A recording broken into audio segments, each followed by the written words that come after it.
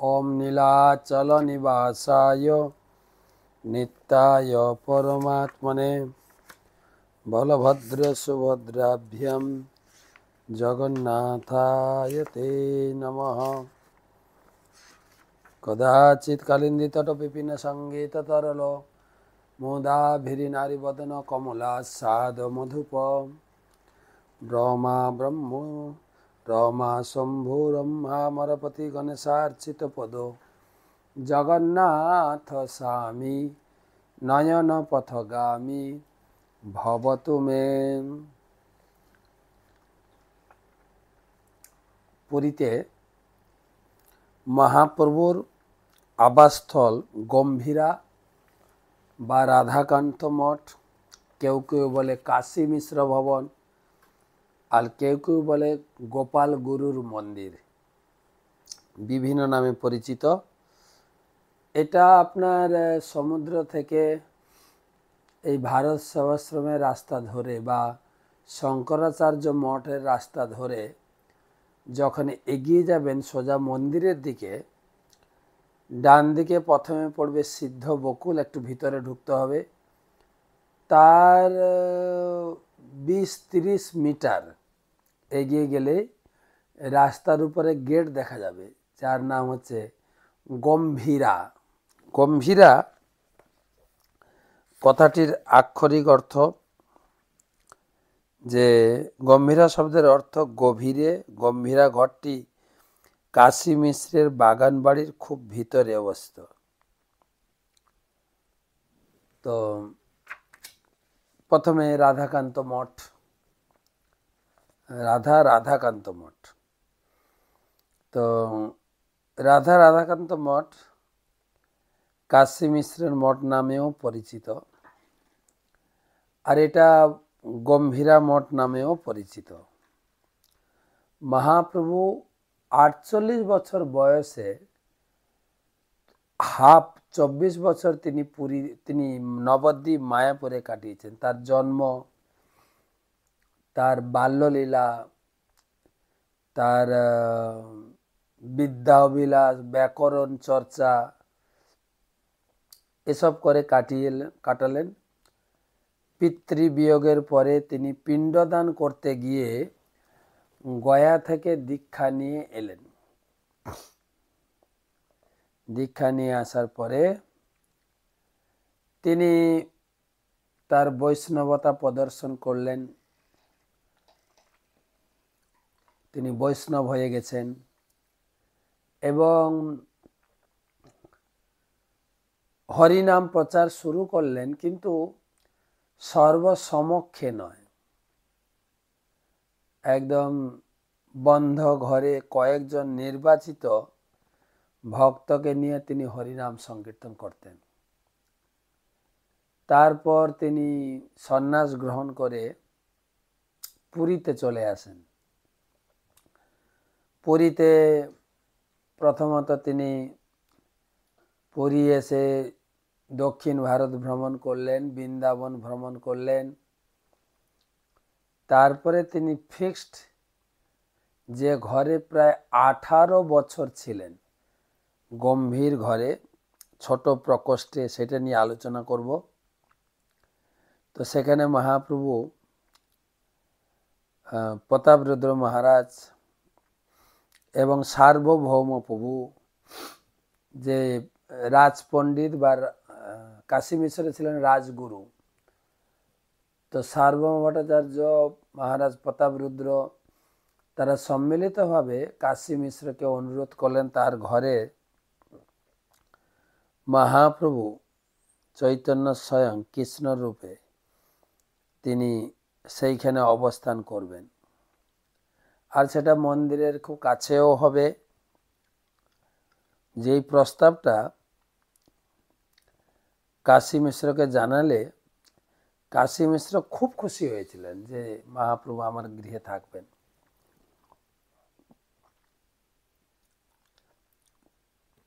কিন্তু কাশী মিশ্রের গৃহে রাধাকান্ত বিগ্রহের পূজা হতো। এই বিগ্রহের আনার কাহিনী আগে এক কাহিনীতে বলেছিলাম যে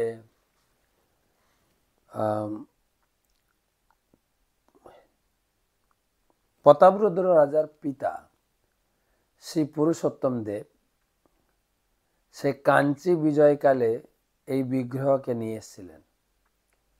আপনারা জানেন এই বিগ্রহ ইতিহাস যে যদি কাঞ্চি রাজা পরাস্ত হয়, জগন্নাথের পিছনে কাঞ্চি গণেশ, সাক্ষী গোপাল এবং এই রাধাকান্ত বিগ্রহ বসবেন। আর যদি পুরুষোত্তম দেব হেরে যান, তাহলে এই কাঞ্চি গণেশ এবং শ্রী রাধাকান্ত, সাক্ষী গোপাল জগন্নাথের সামনে বসবেন। যাই হোক, কাঞ্চি রাজাকে হারিয়ে পুরুষোত্তম দেব তিনি এই 3 বিগ্রহকে নিয়ে আসেন এই জগন্নাথ মন্দিরের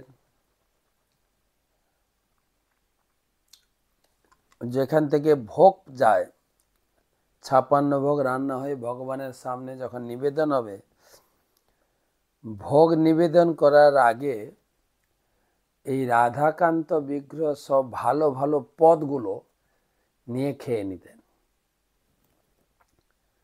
জগন্নাথকে যখন ভোগ লাগে, জগন্নাথ দেখছেন ভালো ভালো আইটেমগুলো তো আমার এখানে নেই, কোথায় যাচ্ছে, অদৃশ্য হয়ে যাচ্ছে। হ্যাঁ, এই রাধাকান্ত বিগ্রহ সব ভালো ভালো পদগুলো খেয়ে নিচ্ছে। জগন্নাথ সরাসরি তিনি রাজার কাছে গিয়ে স্বপ্নে আবির্ভূত হলেন, পুরুষোত্তম দেবের কাছে। তো বললেন, আরে তুমি কোথা থেকে কাকে নিয়ে এসছো? সব আমার মেন ভোগগুলো খেয়ে নেয়, তুমি শীঘ্রই এখান থেকে সরাও। তখন রাজা কাশী মিশ্রকে অনুরোধ করেন, আবার কোথাও লেখা আছে কাশী মিশ্র নিজে অনুরোধ করেন যে আমাকে এই রাধাকান্ত বিগ্রহ দেন, আমি সেবা করব। সেখানে চলে যান। পরবর্তীকালে কাশী মিশ্রের ওখানে পূজিত হতো। পরবর্তীকালে গোপাল গুরু সেই মঠের মহান্ত হন। তিনি রাধাকান্তের বাঁ দিকে রাধারানী, ডান দিকে ললিতা দেবী প্রতিষ্ঠা করেন এবং গৌরনীতায় বিগ্রহ প্রতিষ্ঠা করেন, এক কোণে জগন্নাথ দেবকে প্রতিষ্ঠা করেন। আর চৈতন্য মহাপ্রভু এই রাধাকান্ত মঠেই পিছনের দিকে একটা প্রকোষ্ঠে, যেগুলি দেওয়ালগুলি ছিল মাটির, সেখানে তিনি অবস্থান করতেন। মহাপ্রভুর পকড়লীলার শেষ 12 বছর নিরবিচ্ছিন্নভাবে তিনি গম্ভীরাতে অবস্থান করেছিলেন। তার তীব্র কৃষ্ণ বিরহ অনুভব সেই গভীর ভগবত বিরহ প্রকট করতেন। আসলে কাশী মিশ্রের কোনো পুত্র ছিল না, সেই জন্য রাধাকান্তের সেবাভার চৈতন্য মহাপ্রভুকে প্রদান করেন। তারপর বক্রেশ্বর পণ্ডিতের শিষ্য গোপাল গুরু এই মঠের মহান্ত হন। বক্রেশ্বর পণ্ডিতের 5 জন শিষ্য হতে গুরু পরম্পরা শুরু হয় এবং গোপাল গুরু শৈশবকাল থেকে মহাপ্রভু সেবা করছিলেন। গম্ভীরাতে তিনি মহাপ্রভু সেবক গোবিন্দের সাথে একসাথে অবস্থান করে মহাপ্রভু সেবা করতেন। আসলে গোপাল গুরুর নাম ছিল মকরধ্বজ পণ্ডিত। মহাপ্রভু তাকে স্নেহ করে আদর ভরে গোপাল বলে ডাকতেন। পরবর্তীকালে মহাপ্রভু আবার তাকে গোপাল গুরু বলে টাইটেল প্রদান করেন। এর একটা রহস্য আছে। মহাপ্রভু একদিন সকালে উঠে বাহ্যকৃত্য করতে যাবেন, তিনি তার জিহ্বাকে দাঁতে কামড় দিয়ে রেখেছেন। তো গোপাল জিজ্ঞেস করছেন, আবার আপনার কেমন, আপনি জিহ্বাকে দাঁতে কামড় দিয়ে রেখেছেন? মহাপ্রভু বলেন, দেখো আমি তো বাহ্যকৃত্য করতে যাচ্ছি, এই অপবিত্র অবস্থায় ভগবানের নাম উচ্চারণ করা ঠিক না, কিন্তু আমার নাম বন্ধ হচ্ছে না, আমার জিহ্বায় অবিরত নাম উচ্চারণ হচ্ছে, তো নাম বন্ধ হচ্ছে না। তখন গোপাল বললেন, সে কি, এই হরিনাম তো কোনো নিয়ম নাই, পবিত্র অপবিত্র যে কোনো জায়গায় এই হরিনাম করা যায়, এই হরিনাম করার কোনো কাল নিয়ম বিধি নেই। আর একটা কথা হচ্ছে, যদি আপনার এই বাহ্যকৃত অবস্থায় প্রাণ বিয়োগ হয়, তার মানে হরিনাম উচ্চারণ না করেই প্রাণটা চলে গেল আসল সময়, তাই হরিনাম বন্ধ করা যাবে না, হরিনাম উচ্চারণ হোক। মহাপ্রভু শুনে খুব খুশি হয়েছে। মহাপ্রভু বলছেন, তোমার নাম আজ থেকে গোপাল না, গোপাল গুরু, তুমি আমার গুরু। তাই মহাপ্রভু তাকে গোপাল গুরু ডাকতেন, আর সবাইও তাকে গোপাল গুরু বলে ডাকতেন। সেই সময় আর একটা ঘটনা ঘটেছিল, যে অভিরাম ঠাকুর, আপনারা শুনবেন অভিরাম ঠাকুরের নাম, খানাকুলে তার শ্রীপাঠ আছে। তিনি সরাসরি বৃন্দাবন থেকে দাপর লীলার শরীর নিয়ে এসেছিলেন, এবং বলরাম তাকে বা নিত্যানন্দ প্রভু তাকে কলিযুগে, দাপর যুগের শরীর থেকে কলিযুগের শরীরে রূপান্তরিত করেছিলেন। যখন যেখানে কোনো ভক্তের নাম বা বিগ্রহের নাম প্রসিদ্ধ বলে শুনতেন, তিনি ছুটে যেতেন তাকে পরীক্ষা করার জন্য। তার পরীক্ষা পদ্ধতি কি ছিল? বিগ্রহকে হোক বা যে ভক্তের নাম প্রসিদ্ধ তাকে প্রণাম করতেন।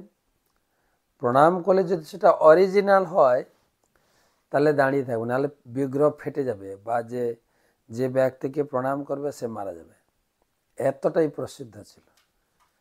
আর তিনি যখন এই গোপাল গুরুর নাম শুনলেন, আরে গোপাল গুরু, সে আবার কেমন, হ্যাঁ, মহাপ্রভুর গুরু হয়েছিল, বাহ বাহ, আমি তাকে পরীক্ষা করব। আর সবাই চিন্তায় পড়ে গেছেন, হ্যাঁ, যে অভিরাম ঠাকুর আসছেন, গোপালকে প্রণাম করবে, গোপাল তো মারা যাবে। সবাই মহাপ্রভুর কাছে গিয়ে জানালেন, গোপালকে বাঁচান প্লিজ।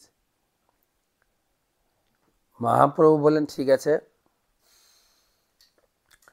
আমি আমার গোপাল গুরুর মস্তকে পদদ্বয় স্থাপন করব, আমার পদচিহ্নকে গোপাল তিলক রূপে ধারণ করবে, আর সমস্ত দুর্দৈব থেকে রক্ষা পাবে।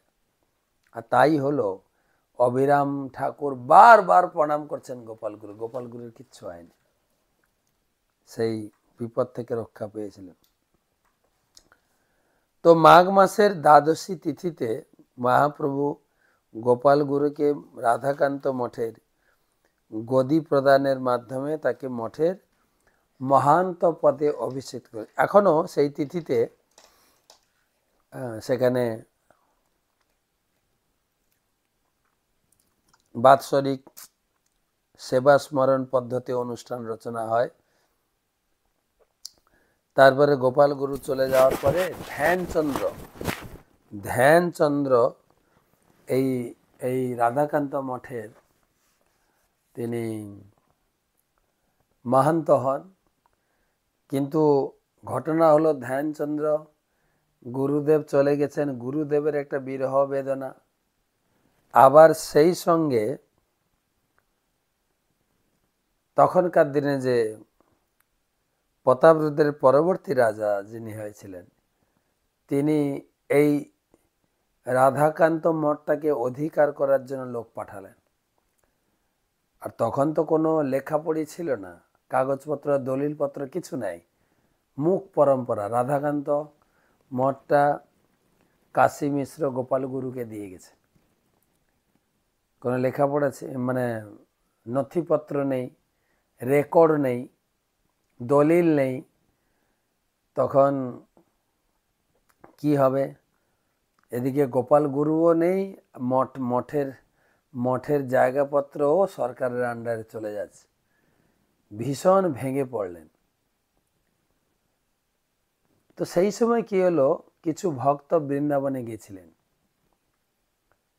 তারা বৃন্দাবন থেকে ঘুরে এসে, বৃন্দাবনে দেখছেন ভ্রমণ করতে করতে বংশী বটের নিচে গোপাল গুরু বসে ভজন করছে। সবাই জানতো গোপাল গুরু দেহ ছেড়ে চলে গেছেন, কিন্তু তিনি এখানে ভজন করছেন। তো তারা এসে ধ্যানচন্দ্রকে ধ্যানচন্দ্রের সব কিছু জানে। আরে তোমার গুরুদেবকে দেখে এলাম বৃন্দাবনে বসে ভজন করছেন, এ তো মোটেই বিশ্বাস করছে। হ্যাঁ, আমরা নিজের চোখে দেখলাম। এই কথা শুনে তিনি গুরুদেবের দর্শনে গেলেন, আর সত্যি গুরুদেবের দর্শন পেলেন। সাষ্টাঙ্গ দণ্ডবত প্রণাম করলেন, মঠের পরিস্থিতি সব জানালেন যে গুরুদেব আপনি চলে গেছেন, আবার রাজার লোকেরা আমাদের মঠের সমস্ত সম্পত্তি কেড়ে নিতে চাইছে, তো আপনি দয়া করে চলুন, আপনি সাক্ষী দেবেন। তখন গোপাল গুরু বলেন, না, আমি তো আর বৃন্দাবন ছেড়ে যাব না, তুমি একটা কাজ করো, আমাদের মঠের সামনে যে নিম গাছ আছে সেই নিম গাছ কেটে মূর্তি তৈরি করবে, আমি মূর্তির মাধ্যমে ওখানে সাক্ষী দেব। তাই হলো, সেই যে নিম কাঠের তৈরি বিগ্রহ এখনো আছে, রাধাকান্ত বিগ্রহের সামনে বসানো আছে। সেই বিগ্রহ সাক্ষী দিয়েছিল। এবং শুধু তাই না, এখনো সেই মন্দিরের পরম্পরাক্রমে যখন ভোগ লাগানো হয়, আরতি করা হয়, সেই বিগ্রহকে নিবেদন, বিগ্রহই সে গোপাল গুরুই মন্দিরের ভোগ নিবেদন করেন, আর গোপাল গুরুর হাতে রাধাকান্ত বিগ্রহ সেবা গ্রহণ করেন। তা আপনারা কাশী মিশ্র ভবন বা গম্ভীরাতে গেলে গোপাল গুরু মূর্তি দর্শন করবেন, অবশ্যই রাধাকান্ত বিগ্রহ দর্শন করবেন। অপূর্ব বিগ্রহ। প্রথমে বিগ্রহ পড়বে, তার ভিতরে হচ্ছে গম্ভীরা। গম্ভীরার তো মহাপ্রভুর অনেক লীলা। মহাপ্রভু গম্ভীরাতে থাকতেন, সকালে উঠে তিনি জগন্নাথ দর্শনে যেতেন, তারপর হরিদাস ঠাকুরকে দর্শন দিয়ে টোটা গোপীনাথে গিয়ে ভাগবত কথা শুনে সমুদ্রে স্নান করে তারপরে প্রসাদ গ্রহণ করতেন। এটি ছিল মহাপ্রভুর রুটিন। দিনের বেলা এই ছিল। আর রাত্রে 3.5 জন ভক্ত সঙ্গে বৃন্দাবন সে ভজন, বৃন্দাবন ভজনের গভীর রহস্য, গোপীদের সঙ্গে ভগবান কৃষ্ণের যে লীলা, সেগুলো তিনারা আলোচনা করতেন। 3.5 জন ভক্ত, মহাপ্রভু আর 3.5 জন। 3.5 জনকে রামানন্দ রায়, স্বরূপ দামোদর এবং সিক্কি মাইতি, আর সিক্কি মাইতির বোন। যেহেতু স্ত্রীলোক অর্ধ, তাই এখানে 3.5 জনের কথা বলা হয়েছে। আর সেখানে কবি বিদ্যাপতি, তারপরে জয়দেব, সে সময় তো গূঢ় লীলা, হ্যাঁ, জয়দেবের গীত গোবিন্দ, বিদ্যাপতির রচনা, চণ্ডীদাসের রচনা, জ্ঞান দাসের, এইসব নিয়ে আলোচনা করতেন। গভীর তত্ত্ব, রাধা কৃষ্ণের মিলিত বিরহ, সেই রাসলীলা, সমস্ত আলোচনা হতেন। আর সেই সমস্ত আলোচনা তিনি আস্বাদন করতেন। কখনো স্বরূপ দামোদর গাইতেন, রামানন্দ রায়ের নৃত্য করতেন, আর মহাপ্রভু বসে ভাগবতের রহস্য, ভাগবত পিবত ভাগবত রসমালয়ম, ভাগবতমের রসকথা আস্বাদন করতেন। সে অদ্ভুত মধুর লীলা। তো তাই মহাপ্রভু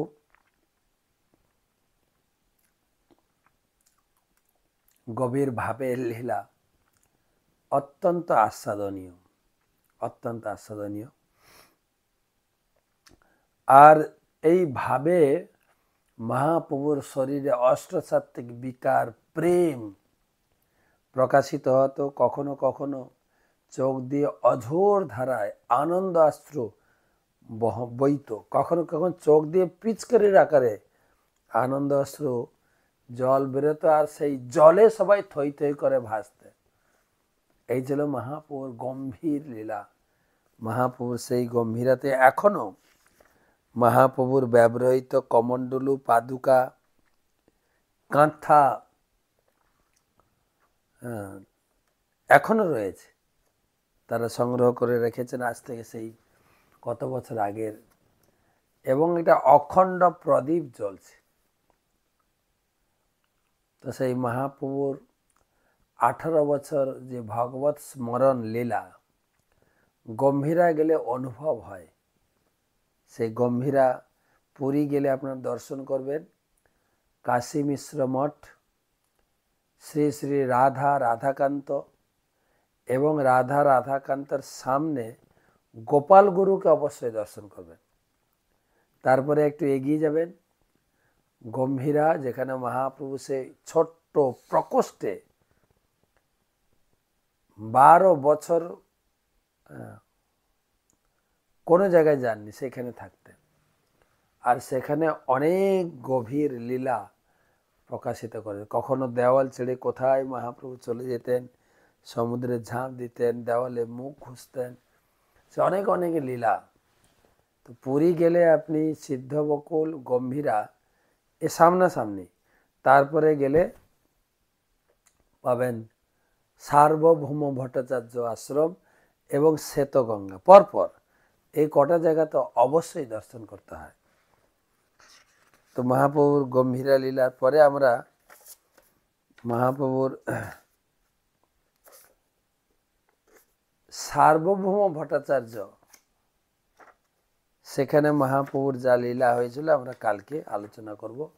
সার্বভৌম ভট্টাচার্য ভবনে মহাপ্রভুর অপ্রাকৃত লীলা বিলাস, যেখানে মহাপ্রভু পুরীতে পৌঁছে তিনি মূর্ছিত হয়ে পড়ে যান জগন্নাথ মন্দিরে। আর তারপরে মন্দিরের যে মেন মহাপণ্ডিত শ্রী সার্বভৌম ভট্টাচার্য তার বাড়ি নিয়ে যান, মহাপ্রভুর সেবা করার সুযোগ লাভ করেছিলেন এবং মহাপ্রভুর সঙ্গে বেদ বিষয়ে, বেদ পড়া নিয়ে তর্কে মহাপ্রভু তাকে পরাস্ত করেন এবং মহাপ্রভু তাকে নিজের ষড়ভুজ রূপ দর্শন করেছিলেন। সেই স্থান সার্বভৌম ভবন আমরা কালকে আলোচনা করব। সার্বভৌম ভবন। ভাগবতম পঞ্চম স্কন্ধ ষড়বিংশতি অধ্যায়ের 20 শ্লোক, নরকের বর্ণনা। বেশ কয়টি নরকের কথা আমরা শুনেছি গত কয়েকদিনে। প্রথম শ্লোক থেকে আলোচনা চলছে যে তামিশ্র, অন্ধ তামিশ্র, রৌরব, মহারৌরব,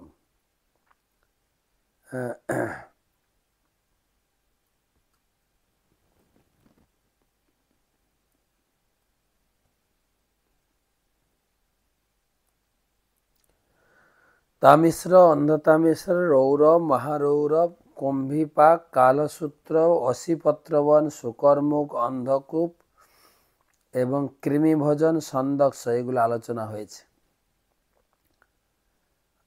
তার পরবর্তীকালে আজকে আমরা 20 শ্লোক থেকে আলোচনা করব নরকের বর্ণনা। যদিও যেরকম বর্ণনা আছে আমি ওই রকমই বলছি, বিস্তারিত বলছি না, বলারও দরকার নেই। 20 শ্লোক। যস্তীয় বা অগম্যম স্ত্রিয়মগম্যম বা পুরুষম যশিদভি গচ্ছতি তাবমূত্র কষয়া তাড়য়ন্তস্তিকর্ময়া সুরমা লোহমজ্জা পুরুষমা লিঙ্গয়ন্তি স্ত্রিয়ম চ পুরুষরূপয়া সুরমা। অনুবাদ: যে ব্যক্তি অগম্যা স্ত্রীতে এবং যে স্ত্রী অগম্যা পুরুষে অভিগমন করে, পরলোকে যমদূতরা তাদের তপ্ত সুরমি নামক নরকে নিয়ে চাবুক দিয়ে প্রহার করে।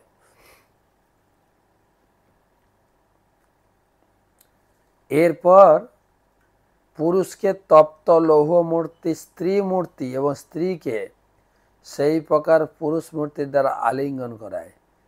এটি অবৈধ যৌন সঙ্গের দণ্ড। অগম্য মানে যে স্ত্রীতে গমন করা উচিত নয় বা যে পুরুষে সঙ্গে অবৈধভাবে মেলামেশা উচিত নয়। তাকে তপ্ত সুরমি, লোহার, ধরো আমি অবৈধ স্ত্রী সঙ্গ করছি, আমাকে একটা লোহার স্ত্রী মূর্তি বানিয়ে কারেন্ট লাগানো হবে, একদম আগুনের মতো তপ্ত হয়ে যাবে, লাল হয়ে যাবে, তাকে জোর করে আলিঙ্গন করাবে। প্রভুপাদ তাৎপর্যে লিখছেন, বাস্তবিক পক্ষে নিজের স্ত্রী ছাড়া সব স্ত্রী মা, শাস্ত্রের বিচারে। চাণক্য পণ্ডিত বলেছেন যে আত্মবৎ সর্বভূতেষু পরদ্রব্যেষু লোষ্টবৎ মাতৃবৎ সর্বদ্বারেষু য পশ্যতি সপণ্ডিত। নিজের স্ত্রী ছাড়া আর যত স্ত্রী আছে, বিবাহিত অবিবাহিত, সব মা, সব মা। অর্থাৎ নিজের স্ত্রী ছাড়া আর কারোর সঙ্গে যদি যৌন সম্পর্ক করি তাহলে মার সঙ্গে যৌন সম্পর্ক, এটা অবৈধ। এটাই তাকে তপ্ত সুরমি, নরকে তাকে শাস্তি দেওয়া হবে। আর সেই রকম স্ত্রীর ক্ষেত্রেও নিজের স্বামী ছাড়া বাকি যত পুরুষ আছে, সে পিতৃতুল্য বা পুত্রতুল্য, পিতৃতুল্য বা পুত্র। সুতরাং নিজের স্বামী ছাড়া অন্য কারোর সঙ্গে যৌন সঙ্গ করা মানে পিতা অথবা পুত্রের সঙ্গে যৌন সঙ্গ করা, যেটা হচ্ছে পাপ। তাকেও সেই নরকে গিয়ে, এই তপ্ত সুরমি নরকে গিয়ে তাকে শাস্তি প্রদান করা হয়। তো শাস্ত্রের এই গাইডলাইনে তো সাবধান হওয়া উচিত। আমরা গতকালকে গীতার উপর ভক্তি শাস্ত্রী চর্চা করছিলাম, 3য় অধ্যায়ের শেষ অংশ 36 থেকে 43 শ্লোক। সেখানে ভগবান বলছেন, কাম এস ক্রোধ এস রজগুণ সমুদ্ভব মহাসনো মহাপাপনাথ বিদ্যে নিয়মিহ বৈরিণ। এই কাম হচ্ছে জীবের প্রধান শত্রু, পাপক, সর্বগ্রাসী, পাপাত্মক, চির অতৃপ্ত। এতগুলো ভাষা দিয়ে যে কাম ব্যাপারে সবাইকে খুব সাবধান থাকতে হবে। চির অতৃপ্ত, সর্বগ্রাসী, জীবনটাকে শেষ করে ফেলবে, এবং পাপাত্মক, মানুষকে পাপে পর্যবসিত করে। এই কাম, এই কাম সব, বিশেষ করে যারা সাধক আছে তাদের সকলে কাম বিষয়ে সতর্ক থাকা উচিত।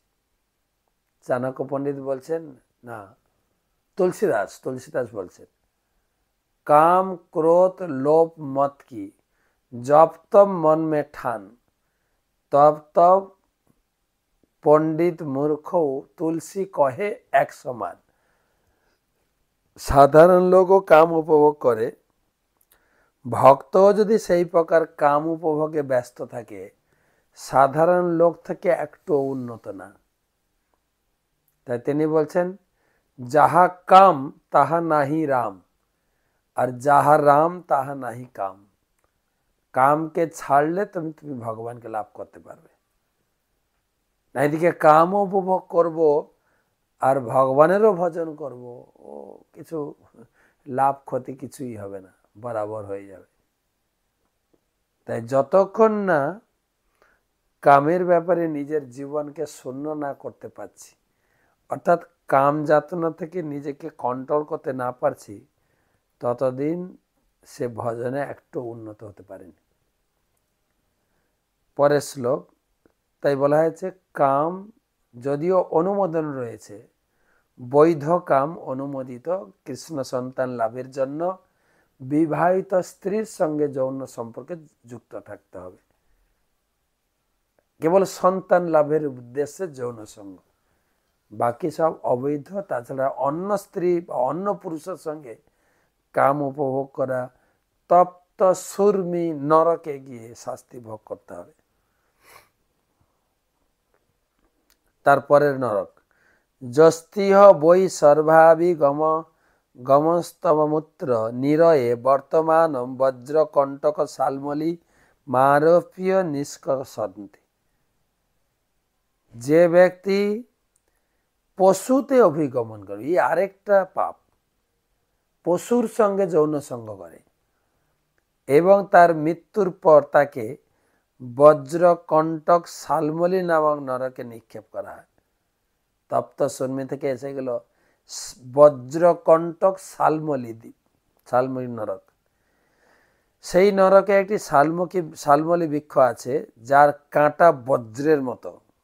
যমদূতরা সেই পাপীকে তার উপর চড়িয়ে টানতে থাকে, তার ফলে সেই কাঁটার দ্বারা তার দেহ ক্ষত বিক্ষত হয়ে ছিন্ন ভিন্ন হয়।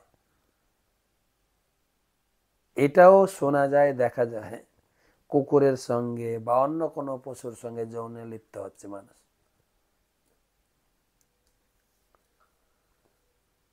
প্রভুপাদ লিখেছেন, মানুষের যৌন আবেদন এতই প্রবল যে কখনো কখনো পুরুষেরা গাভী ইত্যাদি পশুর সঙ্গে আর স্ত্রী লোকেরা কুকুরের সঙ্গে যৌন সম্পর্কে লিপ্ত হয়।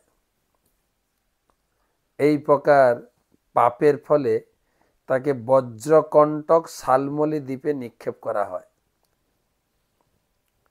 প্রভুপাদ বলছেন, সেই জন্য আমরা কৃষ্ণ ভাবনামীতে এই অবৈধ সঙ্গটা আমরা প্রতিশ্রুতি করিয়ে বন্ধ করি যারা দীক্ষা নিচ্ছেন। এ থেকে বোঝা যায় অবৈধ যৌন সঙ্গ কতটা খতরনাক। কখনো কখনো মানুষ এ সমস্ত বর্ণনা বিশ্বাস করে না, কিন্তু এড়াতে পারবেন না। তখন আমাদের কথা বলে পালাইবার পথ নেই, জম আছে পিছে। 22 নম্বর শ্লোক, তপ্তশর্মী শালমলি বজ্রকণ্টক 22। যে তিহ বৈ রাজন্যা রাজপুরুষা বা অপাখণ্ডা ধর্মসেতুন ভিন্দন্তি তে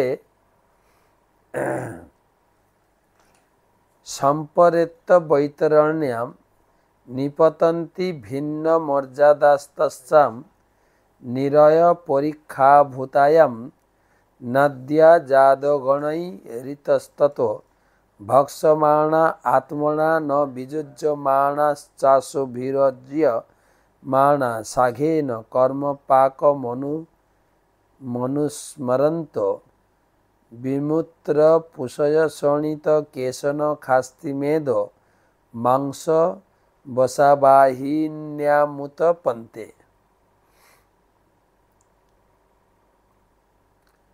যে সমস্ত রাজন্য বা রাজপুরুষ ক্ষত্রিয় আদি দায়িত্বশীল পরিবারে জন্মগ্রহণ করা সত্ত্বেও ধর্মনীতির অবহেলা করে এবং তার ফলে অধঃপতিত হয়, তারপর তারা মৃত্যুর পর বৈতরণী নামক নরকের নদীতে পতিত হয়, নিজের কর্তব্য কর্মে অবহেলা করলে।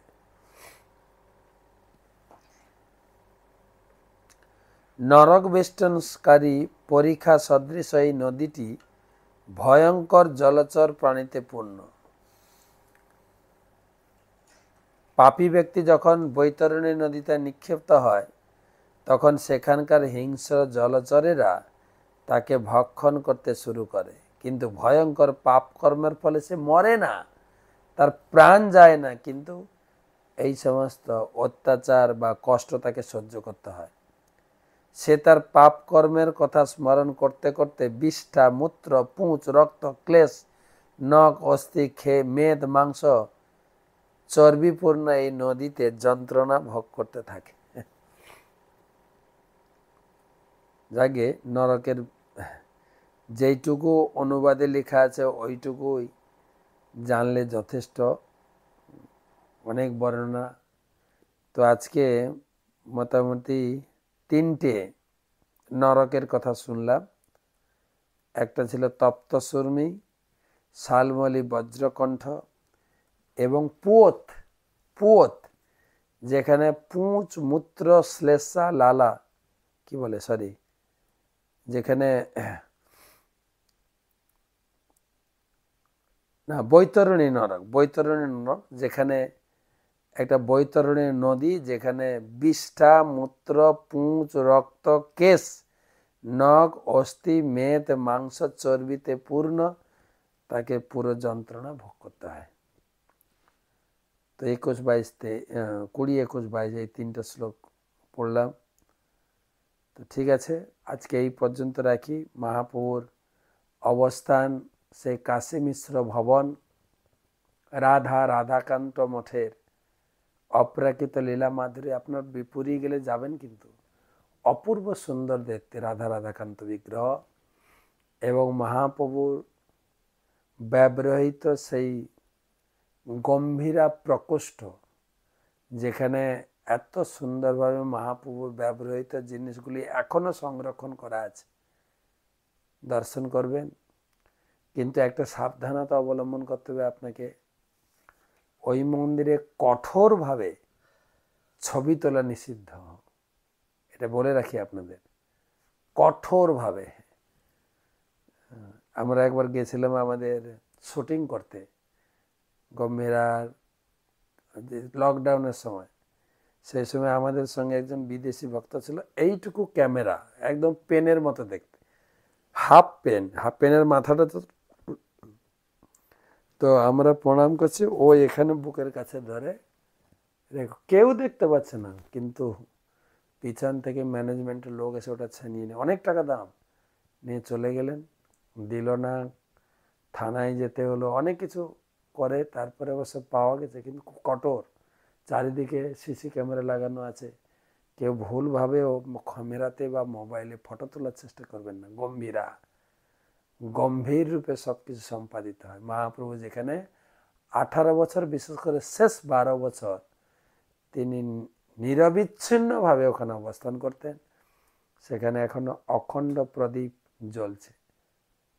ঠিক আছে, আজকে এই পর্যন্ত রাখি। শুভরাত্রি। কালকে এই সার্বভৌম ভট্টাচার্য ভবন আর শ্বেতগঙ্গা তো বলেছি, শুধু সার্বভৌম ভট্টাচার্য ভবনে মহাপ্রভুর কি লীলা হয়েছিল সেটা নিয়ে আলোচনা করব। শুভরাত্রি।